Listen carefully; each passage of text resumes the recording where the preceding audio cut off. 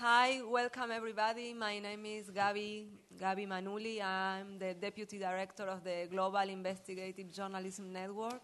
You might see me running around, and so I'm really glad to be a moderator because it means that I can actually enjoy at least one session and listen to the speakers. And especially this one that is crowdfunding, and it's one of my favorite topics.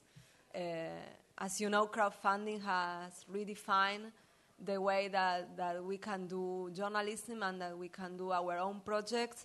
It means that we can be proactive and that we can find our own ways of funding. It's also a huge challenge. At GIJN, we have experience with, we did a crowdfunding campaign for the previous conference that was successful, but that was also quite challenging. So much that we decided that for this conference we didn't really have the time to do crowdfunding and make such things of different things and how crowdfunding can work. But sometimes if you think that crowdfunding is fundraising, then you are wrong, because crowdfunding, it's different for just simple donation or philanthropy. I mean, crowdfunding, I think it works really well when you really have a project or you really have something that people can actually have or take. And when we did our crowdfunding, it was for trying to raise money to bring more fellows to the conference. And I think that was the challenge, that people were not so willing to donate money in the traditional way, even though we raised everything and we are really happy for all our contributors. Just want to make a quick comment that on our website, on GIJN.org, we have a special resource center, and we have a very detailed resource page for crowdfunding. This is a work in progress, so if you have a tool or you have something that you think it can be useful to share with the big community of journalists, just send it along. We keep trying to update, and we keep trying to give resources that everybody can use. So this is on our website. Let me briefly introduce our three speakers. We have Sebastián Esser from Crowd Reporter. We have Natalia Viana from Publica, and then we have Nigel A. from Malai Sikiani, Kuala Lumpur, Malaysia. We are going to start with Sebastián. He's from Crowd Reporter. He's a journalist in Berlin. He's the founder and the editor. Crowd Reporter is now a digital magazine in Berlin. He has been reporting on national politics for Vanity Fair Germany and different media. He's been involved in several new startups, including a crowdfunding platform for journalism. That's how everything started. So Sebastián will speak, everybody will speak, and at the end we will have enough time for all of you to ask questions for the three panelists at the same time. Your time. Thank you. Can you hear me? All right. So is my microphone working, or am I just... Okay, cool. Yeah, hi. Thanks for inviting me. Really excited to be here. And what I would like to do is just tell you what we did and concentrate on how we did it. And as Gabi said, I've not only crowdfunded our own, website, but I've been involved in this crowdfunding platform. So I've worked with a lot of colleagues on different dimensional, on different projects, like 40 or 50. So what I'm trying to tell you is how to do it and what not to do and how to go about it, because my experience is that it's a good idea to crowdfund, but most people don't know how to start and what's important and what not. So crowdfunding is a phenomenon that you've probably heard of by now, because there are a lot of successful projects in the last couple of years. These are some from Europe and North America that have been successful. I just met a colleague from Studin, Icelandic project that did it this year. The correspondent from the Netherlands is one of the biggest and most, the first one really. And last year there was El Español in Spain that raised huge amounts of money. Also, it's not only just raising money for projects, but you can also crowdfund on a regular basis using platforms like this. Why crowdfund? First of all, let me talk about myself. I was working in different media organizations, print media, that were shut down because they lost their business model. So you might have heard that story. And the third time that happened to me, I thought, okay, I'll do it myself because those guys are not going anywhere. And basically, crowdfunding is asking your readers, your viewers, your listeners to give you money directly instead of going through a big media company that has lots of costs and is not really useful in many cases if you want to publish digitally. So you kind of cut out the middleman, and also you don't have to depend on advertising, which is really hard if you're a small journalistic medium to make money off. Crowdfunding is a digital magazine, and we did a big crowdfunding last year in Germany. Basically, we said we want to start a new digital journalistic magazine for long-form, in-depth journalism, not news, but long text. But we need 15,000 people to tell us in beforehand that they're going to support that for a year. And that worked. I mean, it took us 4 weeks, and then we had something like €1 million for the first year to spend. We do daily stories, so I kind of feel a little bit out of place here because we don't make big investigative stories. We just not, we have to churn out new stories every day, so we don't have the manpower to do the stuff that big news organizations can do, or organizations that are concentrating on doing, for example, one story a month or something.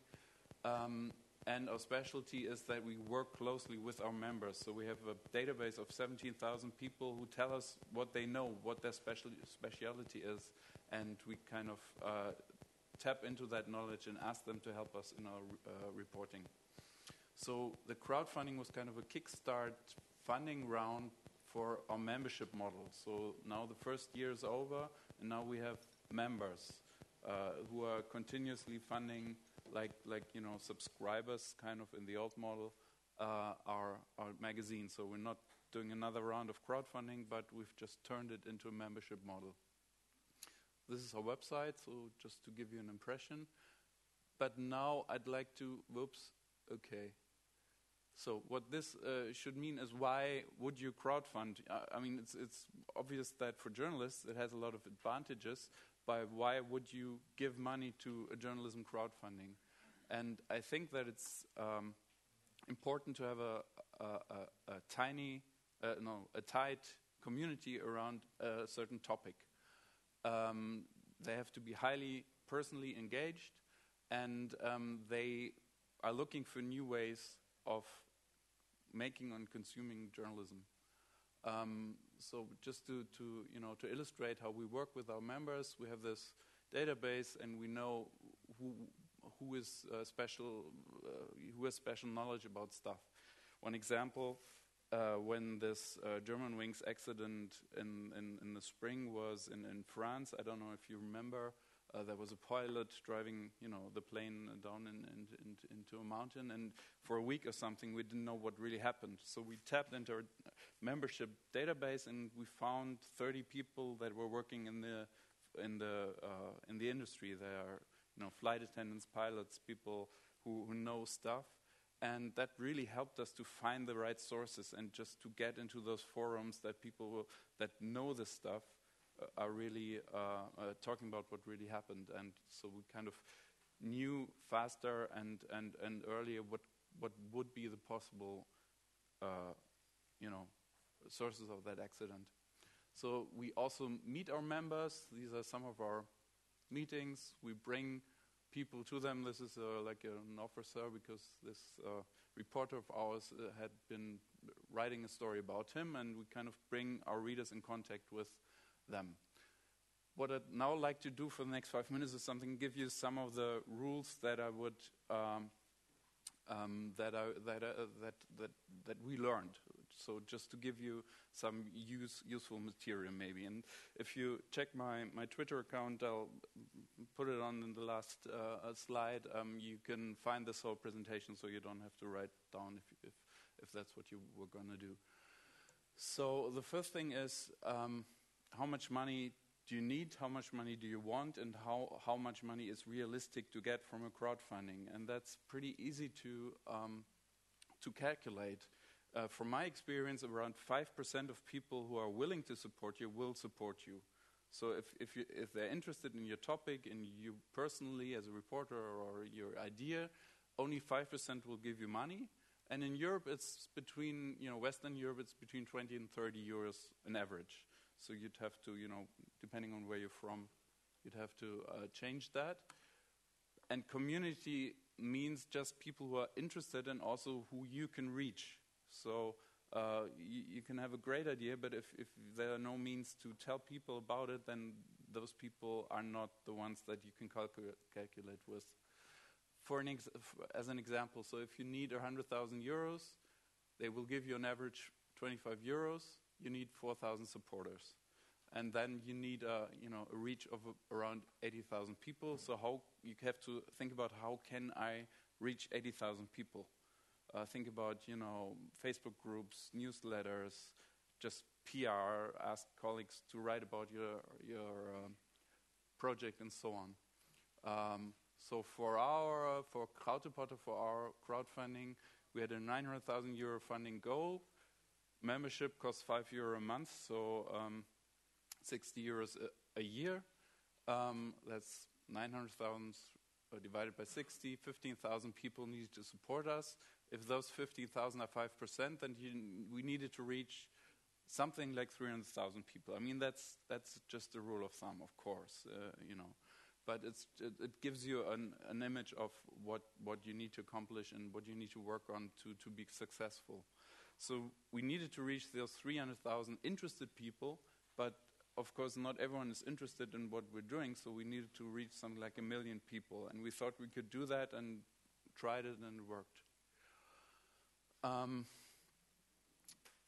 So what's the amount you should ask for? And important rule is don't ask for more than you need, because then the chances that you won't be successful are pretty high. People really want to know what you're spending the money on, and if they think, okay, you just want a lot of money because you want to be rich, then they won't support you.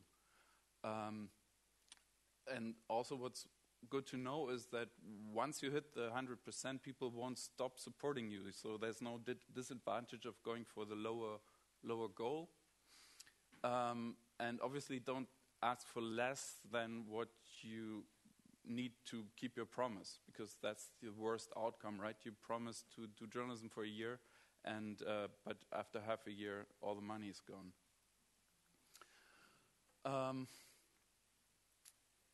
To think about this community, those people who give you money, is really important, because it's usually like that. It's 3/3, and there are different people. The first third of people is your own personal community or your teams. So these are people that you actually know personally, maybe not personally, but directly through your Facebook connections or whatever. And they are really important, because in the beginning you have to get something like 1/3 of the sum in the first week, so people have the feeling that there's something going on that might be successful. And that's really important. So basically what you really need to prepare to do is ask your friends and your grandma for money in the beginning. And a lot of crowdfunding is kind of going beyond your comfort zone, so you have to be prepared to do this kind of stuff. If you believe in that, that's important. So this is what happened with our campaign. Please ignore the lines instead of the blue. Only the blue line is important. So this is how we started. So we started a little low. Then in the middle there's the so-called Valley of Death, where nothing much happens. And most people get freaked out and very nervous, but that's normal. So don't freak out, just keep doing. And then these are people who are kind of coming to your campaign through viral effects. You don't know who these people are. It's just the third person through some Facebook message that got word of your campaign. And then the last week, we got nearly half of our amount, which is kind of unusual. Usually you get a third of your amount in the last week. And these are people that I don't really know where they came from, and usually you don't know. And it's a different dynamic because they just want you to be successful in the end. And maybe some people who supported you in the beginning will do it again in the last week. So we kind of just made it, but we made it, and that's the main thing. All right, I'll hurry up a little bit. What's important is to start building a community before you start your campaign. So a good thing would be that a lot of people already know that you're doing this, and you have like a mailing list and a Facebook page that is already filled with a lot of people, so that when you push the button and say this is day one, you get a lot of support right away. Then tell your story as journalists, right? So people are interested to be part of this process. You're not selling a product, but you invite them to become part of the process, and you have to show what this process is. So think of it as telling a story, as a narrative, and that's why journalism crowdfunding is pretty successful in my mind, because we know how to tell stories. So it's nothing to do with PR or just stupid,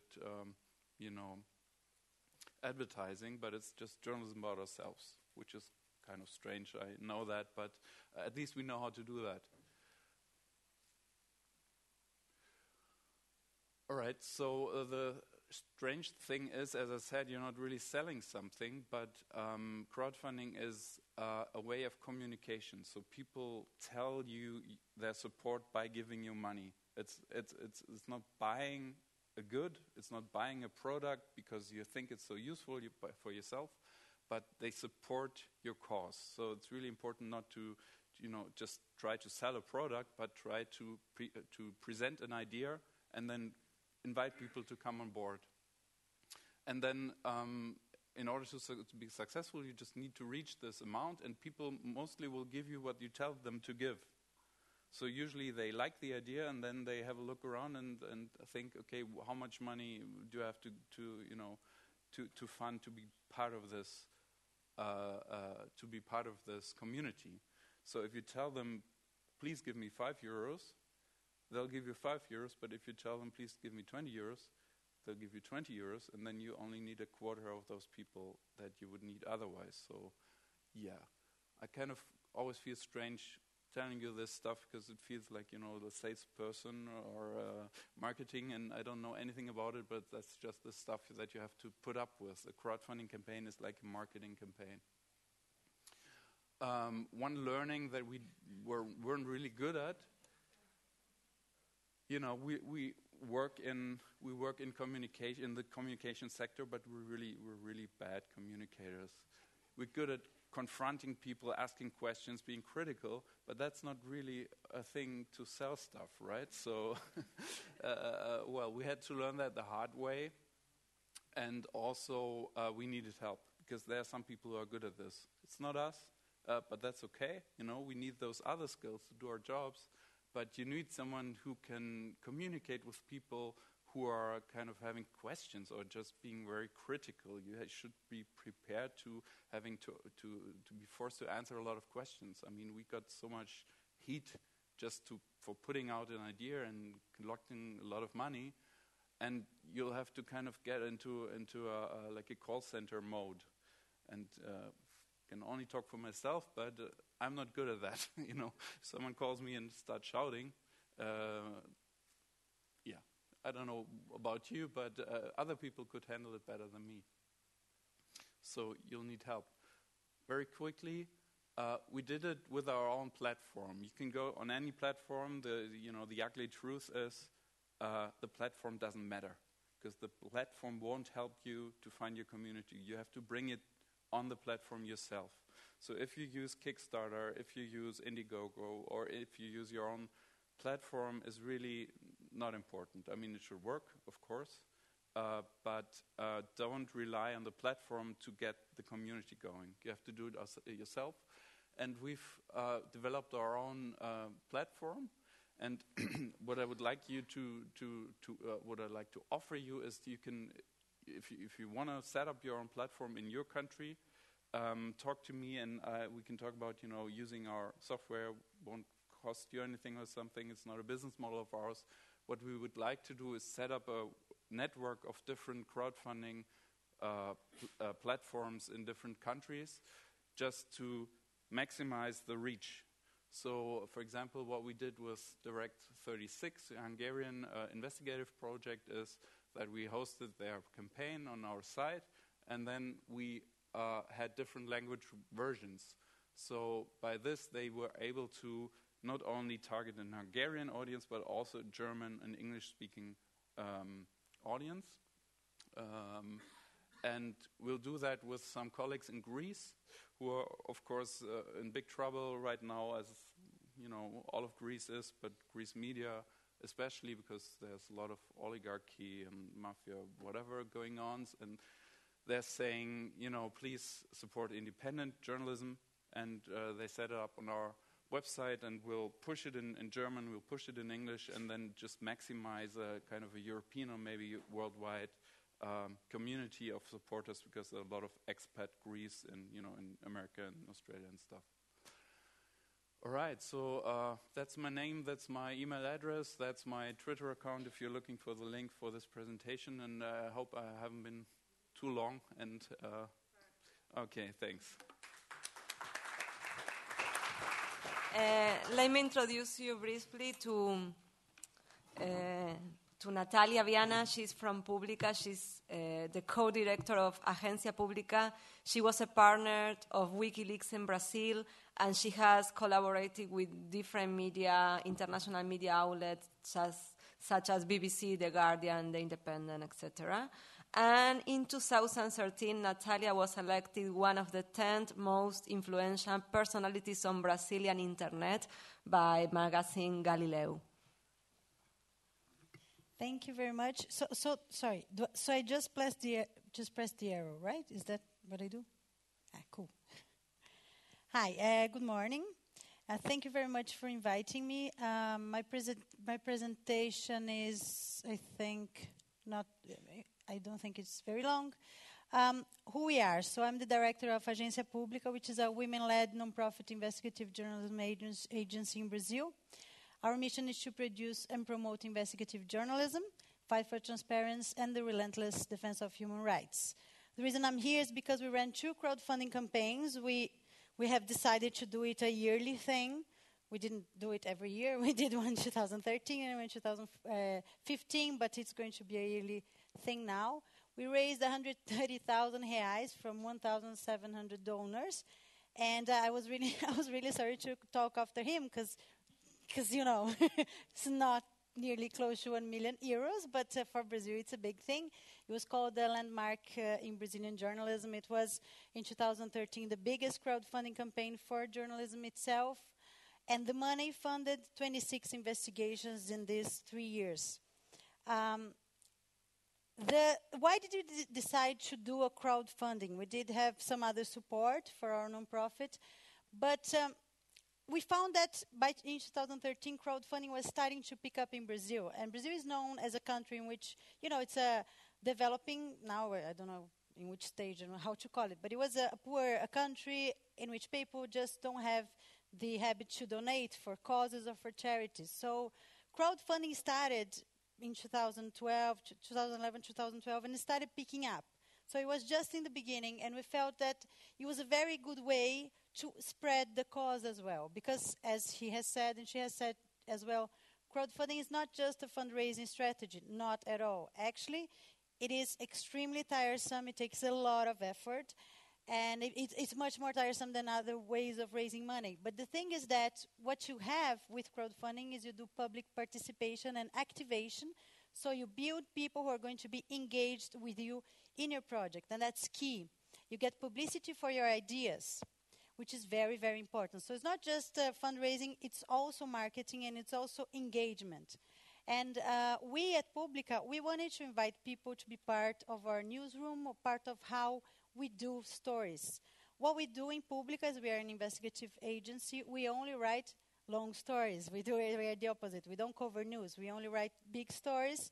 And this has some challenges as to how you can engage people, because sometimes you can't really say what you're investigating about.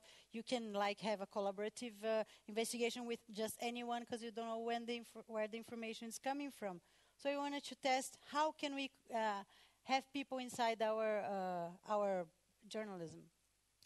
This is the motto. Eu apoio o jornalismo independente, and because it's a women-led investigation, we've got Rosemary here, very powerful with tattoos and everything.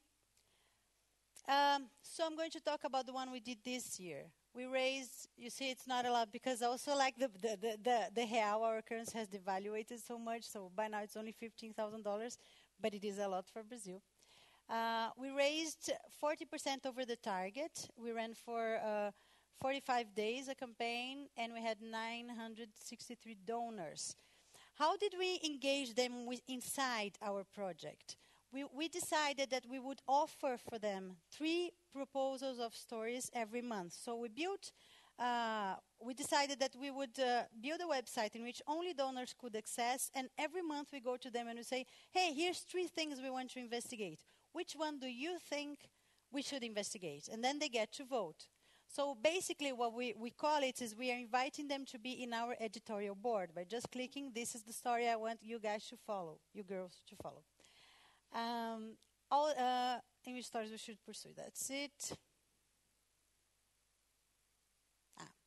This is the web page. He said that the platform doesn't matter, but for Brazil it matters, and for some countries it may matter, because in Brazil, you want to associate yourself with a professional and reliable crowdfunding platform, especially because in the beginning it was just starting and nobody really knew what are they doing with the money, are they trustworthy, So we chose Catarse, which is the best one in Brazil. This is our page, and this is a drawing of us in our office, and then we draw everybody inside our office, inside our newsroom, telling us what to do, because that's the idea.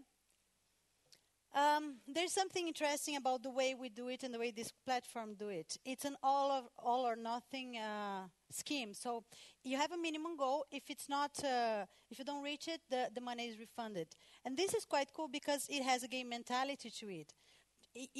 During the campaign, people who have already donated, they jump in because they have donated. They want the thing to succeed. And if they don't act, it won't succeed, they will get their money back, and the thing will not happen. And this in Brazil has proven really successful.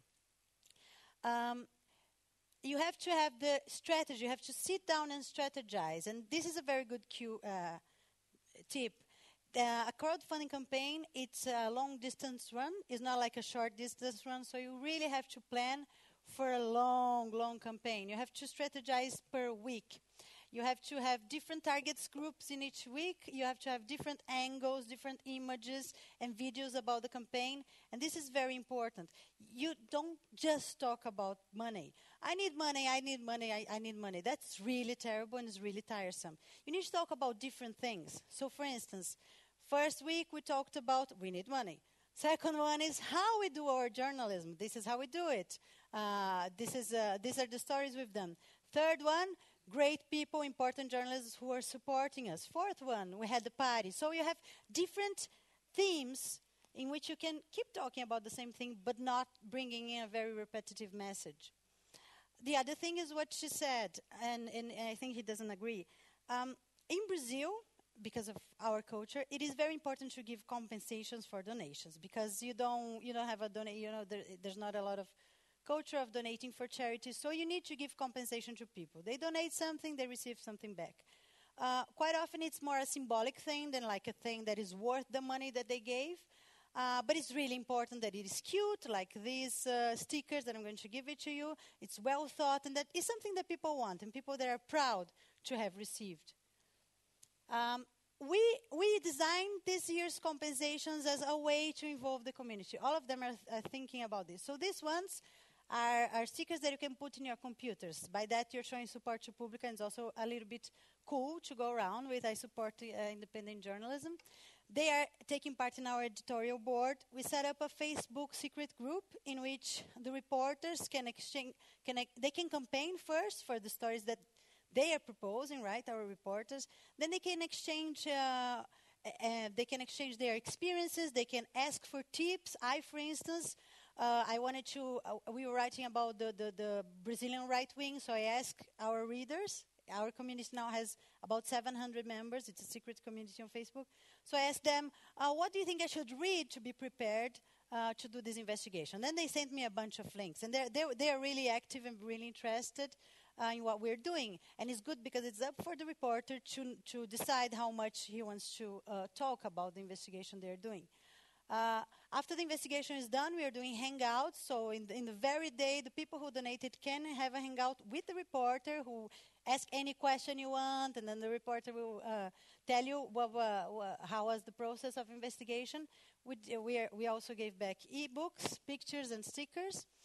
All of the 1,700 people have their names in our websites. And we also did a workshop in which we invited people to come to our newsroom, and we sat around the table, and it was funny. It was kind of like a therapy thing in the end.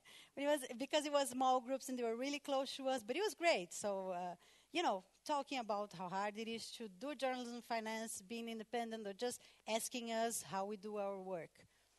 And also, we had a carnival party, which was called Investigate Me and I Like It.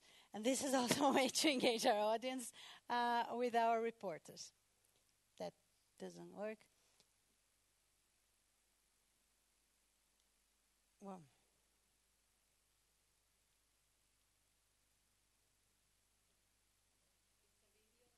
Sorry, no. Okay, sorry. So this is, just to show you, this is how people vote. This is our website in which people go there, they point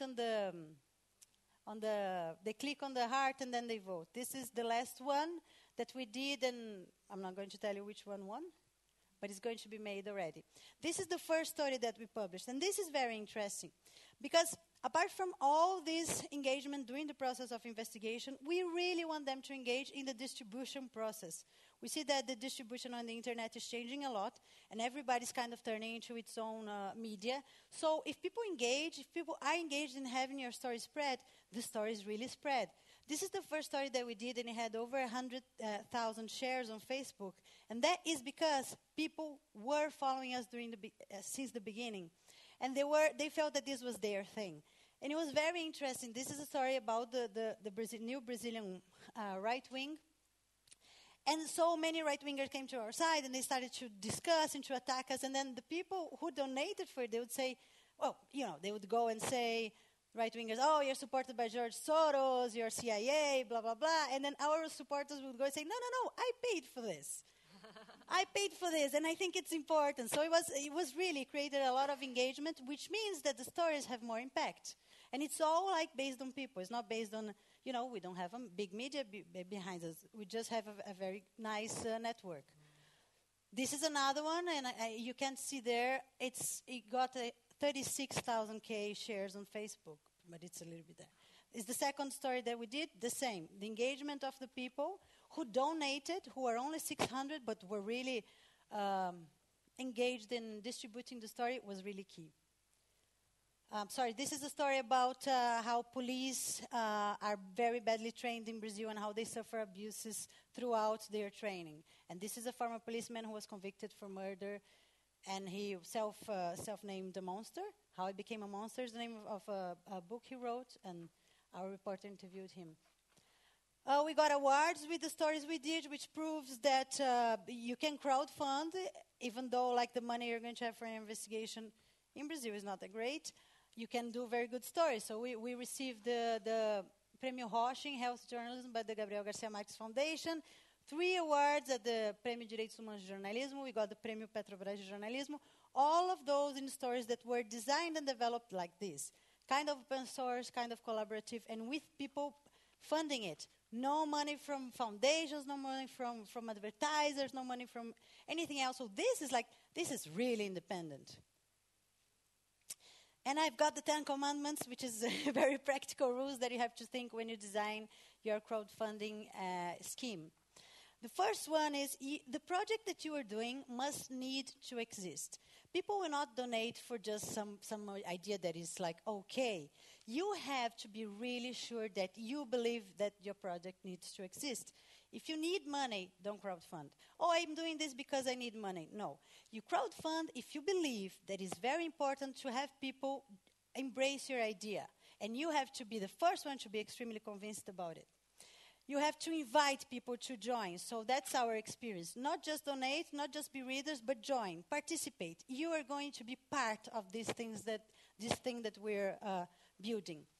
You have to listen a lot, especially listen to people who have done it before, who can guide you, and we've done this since the beginning. We're always talking to people who have already done crowdfunding, because it's just very good to have practical tips and guidance. You have to be very organized, and you have to strategize. So you start your campaign much before the campaign starts. You have to think about everything that can go wrong, everything that should go right, how to do it, timing, chronology, groups you have to reach, and etc. Other thing very important is you have to be really transparent about your goals, about your intentions, and about the money. So if people are going to give you 25,000 reais, you have to tell them, this is how I'm going to spend it, and you have to spend it like that. And it needs to seem reasonable. I need this money to do this, and that. Also, what are the outcomes? We didn't know which stories we were going to bring, but we told them exactly how many stories, and we gave them the scope, which is what we do. They're going to be human rights and transparency stories, basically. We also gave them an idea. If it was today, we would be investigating the dirty campaign on the internet, presidential campaign on the internet, or the right-wing groups. So people get a little bit of a feel of what they are paying for. This is very important. The other thing is, before you start your campaign, you need to find strong and influential partners. Now, he said he looked for support. We also had a PR firm work with us pro bono, because they support our work. We went, like we always go, like we go to Abrage, the Brazilian association. We go to our partners at Repórter Brasil. We go to everybody who knows and likes our work, and we tell them, we are going to start. Help us out. You need to have people with you. You have to talk tirelessly, and that means you kind of become your crowdfunding campaign. So your mom comes to say hello, and you say, Mom, have you donated? That's all you do. That's all you do for 2 months. But it's okay, because you're just building something incredible. You have to keep your word, and you have to keep your word throughout the campaign as well. So if you've said we're going to have this event, you hold the event. If you're going to say we're going to hold this hangout, you do the hangout. It's very important that you show to people that you're reliable and you're not going to run away with their money. Maybe it's a Brazilian thing. The other thing is you have to welcome and celebrate every support. You have to keep it up all throughout. There is the Death Valley, which is terrible, but you celebrate. So you get a support from somebody who is an important journalist. You go and you do like, yay! You do little songs. Like, you are always celebrating. Even if you're not there yet, you're getting there. And you get people with this very excited mood. And finally is you need to have a team. Nobody can do crowdfunding by themselves. It's extremely lonely. It's extremely sad. You don't want that. And you need a very strong team who will embrace the project, but who will also go with you and question each point of the project.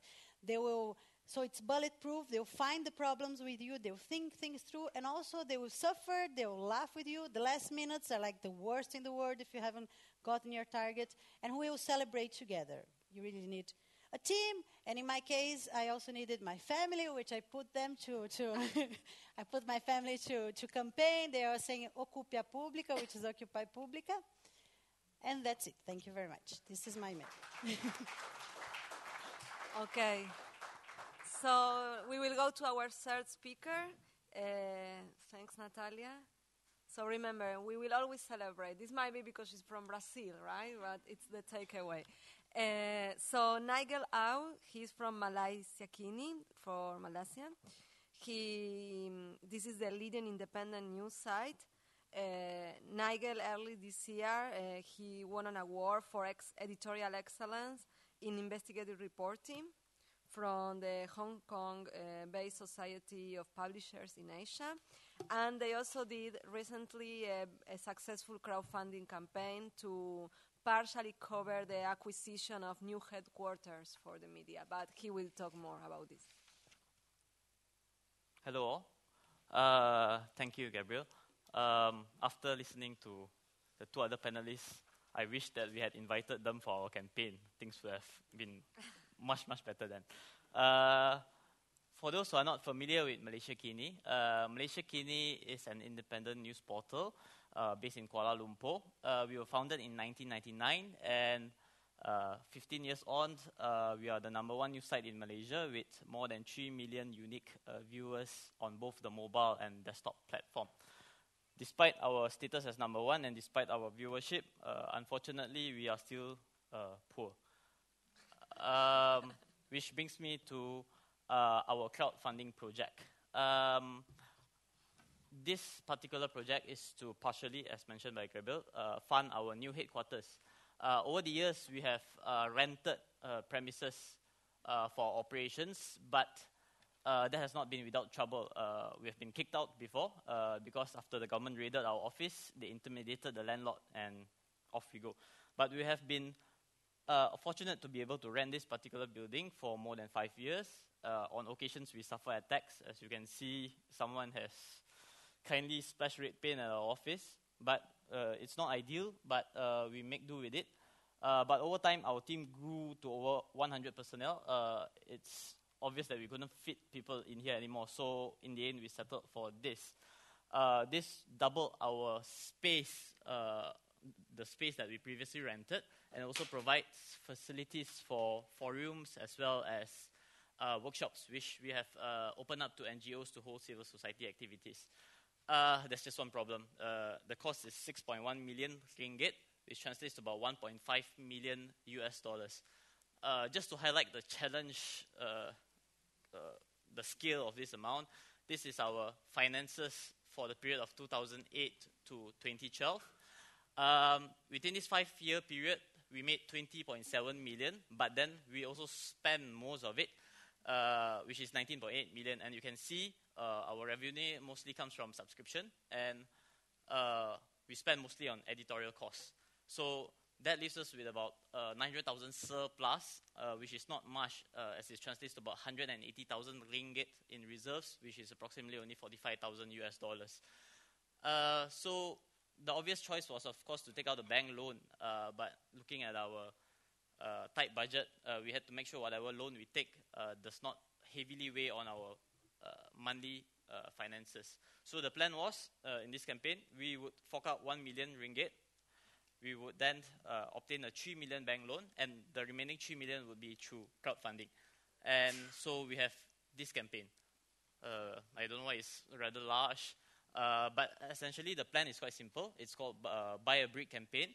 What we did was we sold varying sizes of bricks at different prices, and our supporters then come to buy this brick, where we will engrave their name onto it, and we will build a press freedom wall on at our new headquarters. We did this fundraising on our own platform. It's quite straightforward, actually. Supporters come to our website. They they contribute whatever amount that they so desire through credit card, bank-in or check, or in certain instances cash, and then they will then proceed to key in their details in this spreadsheet, as well as the name that they wish to appear on the brick. As much as I would like to say that this was a great campaign, the target was 3 million, but as you can see here, we only achieved 1.7 million. Nonetheless, 1.7 million was landmark for Malaysia.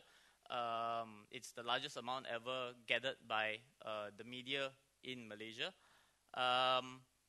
Obviously, we didn't have PR. We were pretty much doing this on our own, and oftentimes it involved a lot of Googling. But of course, through the process, we have learned a number of things which I hope to share with you here.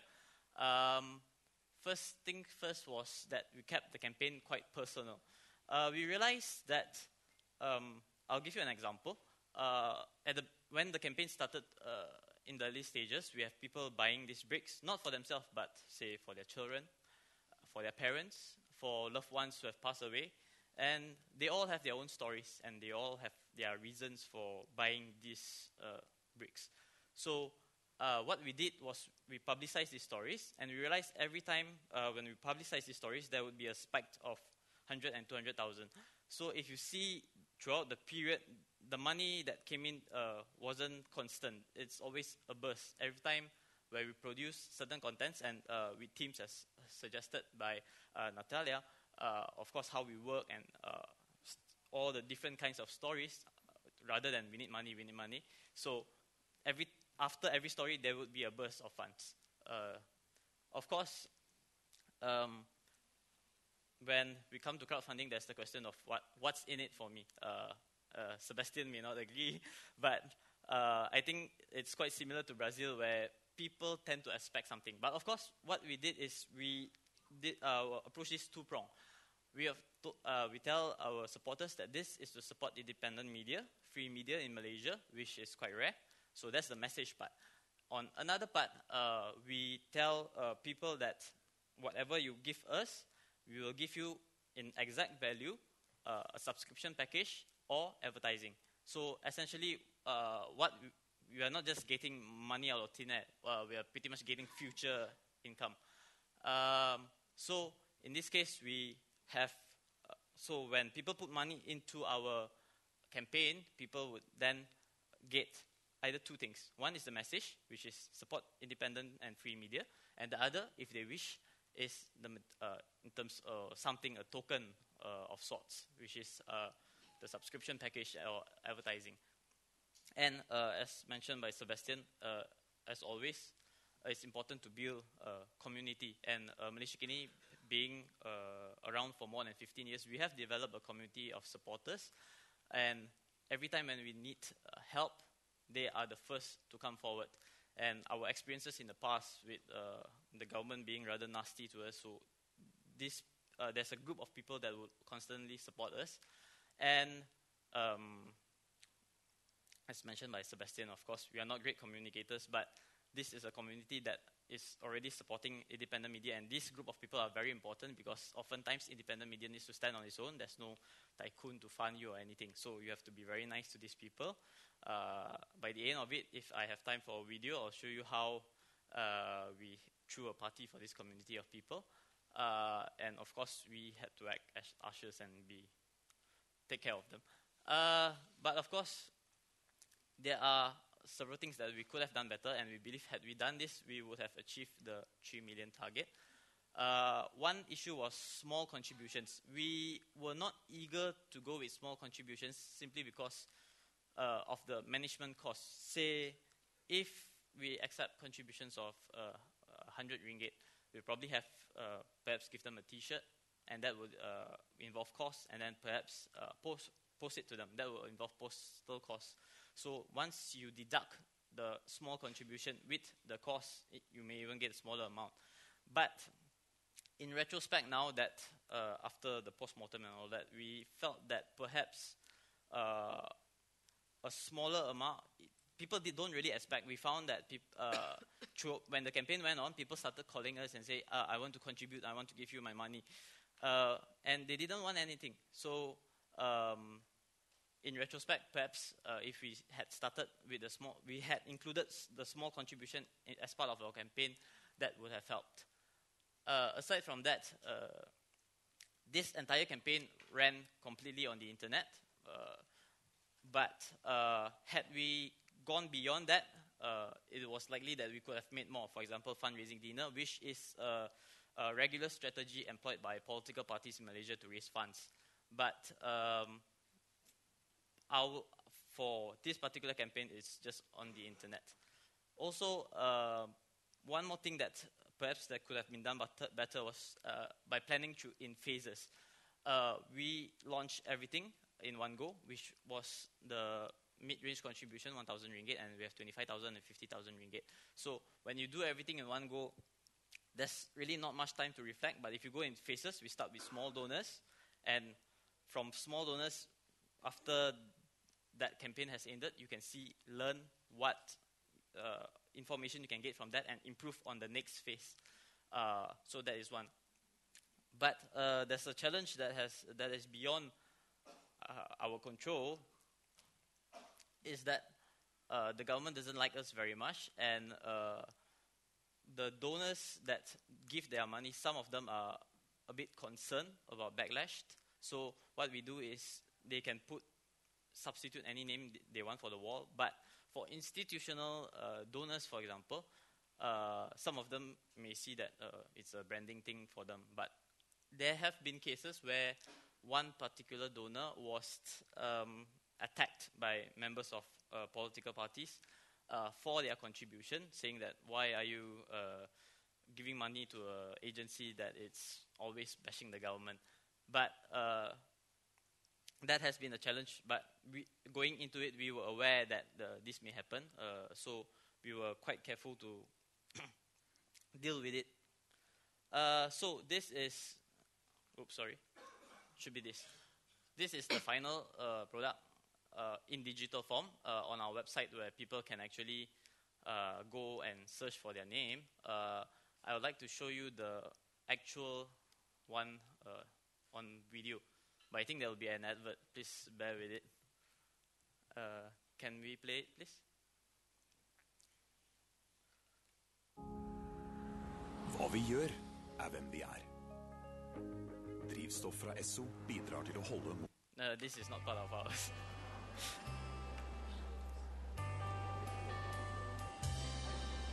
This is independent media. It's report the facts and gets us the real news about Malaysia.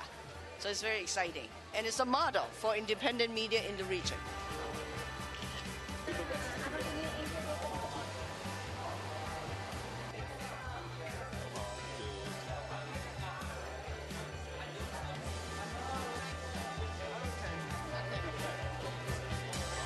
I knew for so many years, and I respect since such a long time Malaysia Kini, that I could not escape buying a brick in order that Malaysia Kini is helped by people around the world, I think.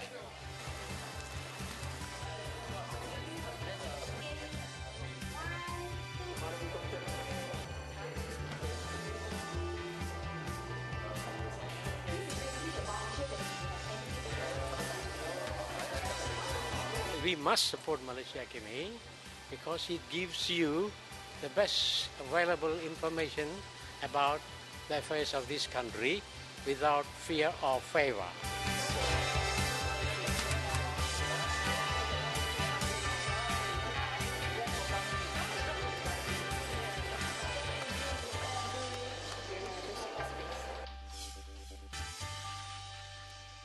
Okay, so that was the very last day when we launched the building. So we brought everyone together. We showed them anywhere they want. We let them ask any questions they want. We pretty much did anything they want. So on that day, we took off our journalist hat and became campaigners. All right, that's all. Thank you.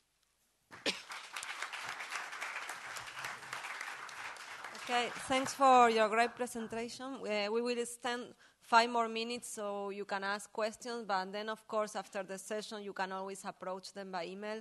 We are uploading tip sheets and presentations, so all these presentations will be online and you can contact them. I think it's a great panel. There are a lot of ideas for sometimes when you do a crowdfunding campaign, it's difficult to find creative ideas, and you have so many different ideas here, parties and a wall, and I think you need to go and dig in the presentation and try to take some for your own if you are planning to do your crowdfunding. And I think it's really important what he said. So journalists, sometimes we think we are the best in the world and we know everything, but we are in general really bad communicators. And journalists don't read also, which is strange stuff. So try to ask for help for people from other fields, PR, marketing, etc., and involve everybody in your team. So let me try to gather 2 or 3 questions and then they can answer. Okay, wait a second. 1 and then... Hi, good afternoon. My name is John Grobler. Hi, Natalia. We need to do an interview. What I wondered about is how does your actual physical mechanism for the transferring of the money work? Do you have to set up like a trust account? Do you use PayPal? I have a trust back home, which I kind of use as my umbrella against, a shitstorm raining on me for my anti-corruption stuff. But the difficulty with that is that for everything I want to do, I have to get my trustees together and take a decision, or get them to take a decision, give me mandate. So it's very difficult. And I really would love to use this for the work I'm doing on the rhino poaching, because there's huge interest in it, but I can't make up my mind, how to physically set up the mechanisms for bank accounts, PayPal accounts. How did you deal with that? You can answer, and then we go to Guillermo. I think you can answer. We did through a crowdfunding platform, so it's not applied Sebastian, to us. if you can.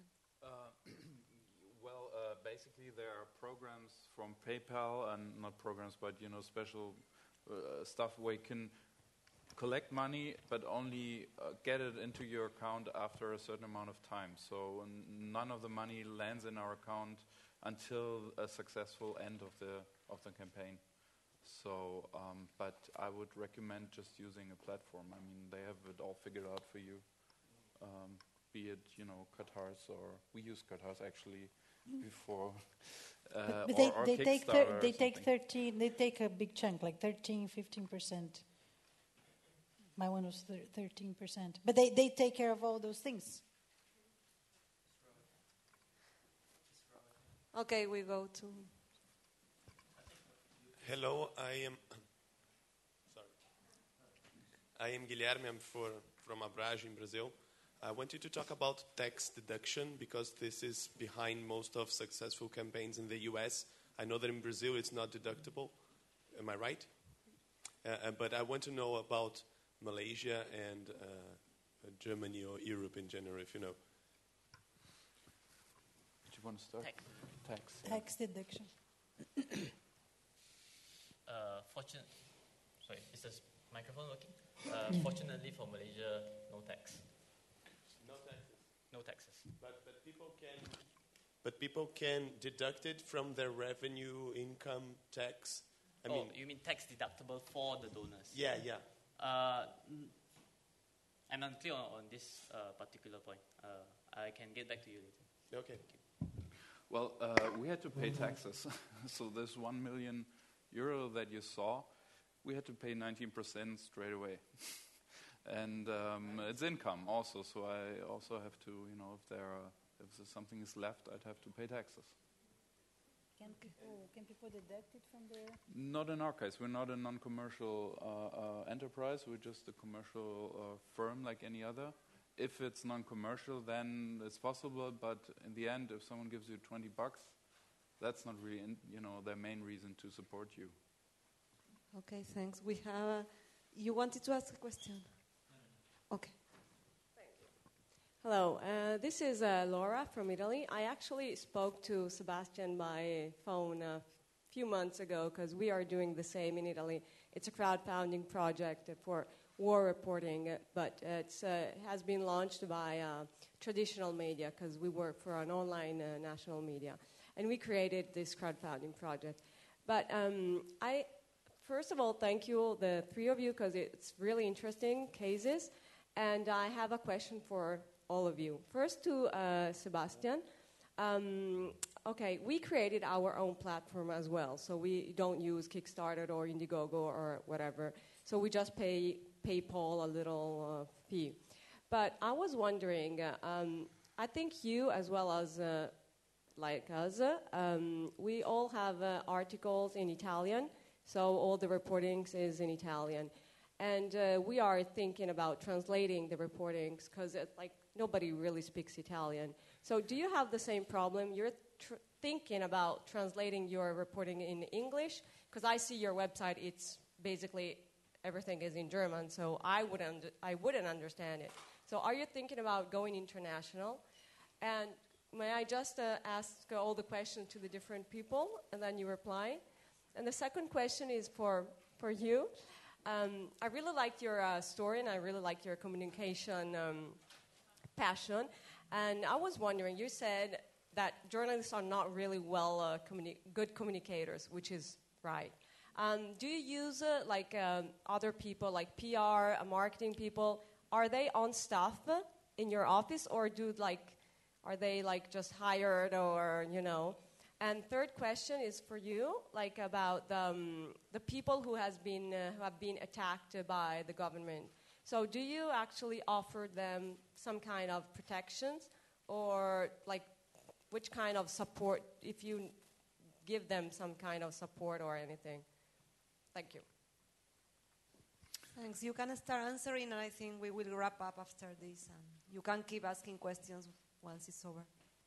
All of our stuff is in German, but we do have cooperation partners in other countries, so sometimes we do translate stuff, and also we publish stories on Medium just for English-speaking audience, but we don't rely on them for any income or something. It's more to be able to cooperate. It's great to have things translated. As an example, in the refugee crisis in Europe at the moment, we had some colleagues in Greece, some colleague in Serbia, in Budapest, in Vienna, and in Berlin. And we just did like an autobus story, or train story, 5 pieces from different colleagues from different countries, just by setting up a network, and that can work quite nicely. And she's asking if everything is published in Crowd Reporter. Yeah, but anyone else could talk to us. So yes, we actually we are investigative news agencies. So we have a person who is responsible for spreading our news. She contacts websites, and when we have a big report, she contacts everybody and tell them, hey, you should use this story. So she's also the person who leads our campaign PR things. So for every campaign you need to have lots of different press releases. You need to have mailing lists. You need to contact people on newspapers. You need to try and get interviews about the crowdfunding you're doing with radio, with newspapers. That is very important. So she's in our staff, but she also has other roles, which is in the agency itself. So we also had the support of a PR firm who did this pro bono, and they were really good, especially they liaised with the cultural media, because it's very interesting. Because you're doing a crowdfunding thing, the people who cover culture are also interested in that. So we ended up reaching different groups through that PR firm.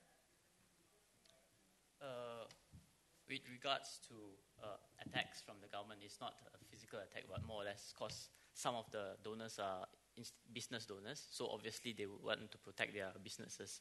So the main thing is to ensure that does not happen after. So for certain donors who are worried, they don't disclose the amount they donated.